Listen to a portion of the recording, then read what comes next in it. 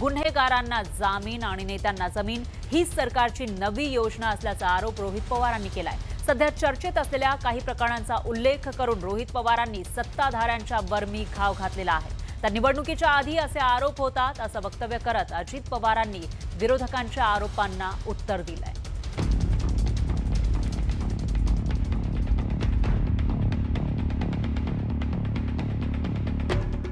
आमदार रोहित पवारांनी ट्विट करून महायुतीतील तिन्ही पक्षांवर हल्लाबोल केलाय। राज्य सरकारनं वोट चोरी करून जमिनीची लुटमारी असं नवब्रीद वाक्य ठेवायला काही हरकत नाही असा टोलाही रोहित पवारांनी लगावलाय। नवी मुंबईत शिंदेंची शिवसेना 5,000 कोटींची सिडको जमीन, पुण्यात मुख्यमंत्र्यांची भाजप 1800 कोटींची जैन बोर्डिंग जमीन, पुण्यात मुख्यमंत्र्यांची भाजप 500 कोटींची मोबोज हॉटेल कंपाऊंड इव्हॅक्यू प्रॉपर्टीची जमीन, संभाजीनगरमध्ये शिंदेंच्या शिवसेनेची MIDCची राखीव जमीन, संभाजीनगरमध्ये मुख्यमंत्र्यांच्या भाजपची 200 कोटींची अंजली टॉकीजची जमीन, पुण्यात अजित पवारांच्या पक्षाची 300 कोटींची कोरेगाव पार्क जमीन, अहिल्यानगरमध्ये अजित पवारांच्या पक्षाची जैन समाजाची जमीन, मुंबईत मुख्यमंत्र्यांच्या भाजपची SRAची हजारो कोटी रुपयांची जमीन असे एकापाठोपाठ एक आरोप करत रोहित पवारांनी सत्ताधाऱ्यांना दणका दिलाय। करून वोट चोरी करूया जमिनीची लुटमारी असं या सरकारचं ब्रीद वाक्य तिथं झालेलं आहे आणि गुन्हेगारांना जामीन आणि नेत्यांना जमीन अशा विषयाचं सरकार या राज्यामध्ये तिथं आलेलं आहे। पूर्णपणे मुख्यमंत्री देवेंद्र फडणवीस या सगळ्या गोष्टींसाठी जबाबदार आहे, या भ्रष्टाचारासाठी जबाबदार आहे, दोन्ही उपमुख्यमंत्री जबाबदार आहे, सरकारमध्ये असणारा प्रत्येक व्यक्ती या गोष्टीसाठी तिथं जबाबदार आहे। रोहित पवारांनी केलेल्या आरोपांना सत्ताधाऱ्यांनीही जशास तसं उत्तर दिलंय।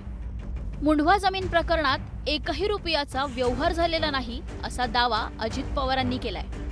आता ह्याही प्रकरणात तुम्ही जर तसं बघितलं तर ह्या प्रकरणाचा कागदच होऊ शकत नाही। हे आकडे तुम्ही 300 कोटी 1800 कोटी वगैरे जे काही आपण बघितलं, 1 रुपया कुणाला दिला नाही आणि काय नाही, त्याच्यात काय अर्थच नाही ना। पण आता मी जास्त त्याच्याबद्दल बोलण्यापेक्षा चौकशी उद्या चौकशी झाल्यावर सत्य बाहेर येईल। अशा पद्धतीच्या ट्विटमुळे फक्त तुमचं आणि इतर लोकांचं मनोरंजन होऊ शकतं, मात्र सत्तेसाठी हपापलेले रोहित पवार आता इतक्या खालच्या पातळीवर येतील हे आम्हाला अपेक्षित नव्हतं।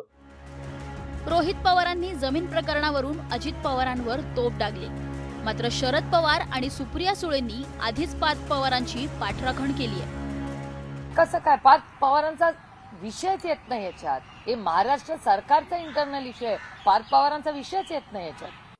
मुख्यमंत्री एखादा विषय गंभीर सांगत असते तर त्या संबंधीचं चौकशी करून वास्तव जमीन व्यवहार प्रकरणात शरद पवार, सुप्रिया सुळे आणि रोहित पवारांच्या वेगवेगळ्या भूमिका असल्याचं स्पष्ट होतंय। तर अजित पवारांनी त्यांच्यावरील आरोपांना उत्तर देताना देशभरात गाजलेल्या 70,000 कोटींच्या सिंचन घोटाळ्यावरही भाष्य केलं। निवडणुका जवळ झाल्या की आमच्यावर आरोप सुरू होतात, कुठनं तरी काहीतरी। मागेही तुम्हाला आठवत असेल की असाच 2009ला का 8ला 70,000 कोटीचा आरोप झाला। त्याला 15-16 वर्ष झाली, परंतु त्याच्यातनं काहीही कुणी पुरावे देऊ शकले नाही, काही होऊ शकले नाही, पण बदनामी तर आमची होती।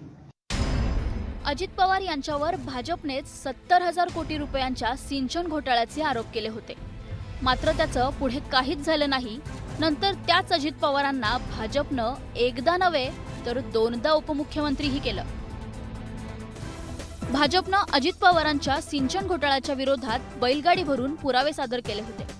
असं असतानाही आरोप सिद्ध झालेले नाही। तोच संदर्भ देत अजित पवारांनी यावेळीही विरोधक पार्थ पवार जमीन प्रकरणी फक्त आरोप करत असल्याचा दावा केलाय। आता या प्रकरणात काय निष्पन्न होतं हे लवकरच स्पष्ट होईल। संतोष गोरे, न्यूज 18 लोकमत, मुंबई।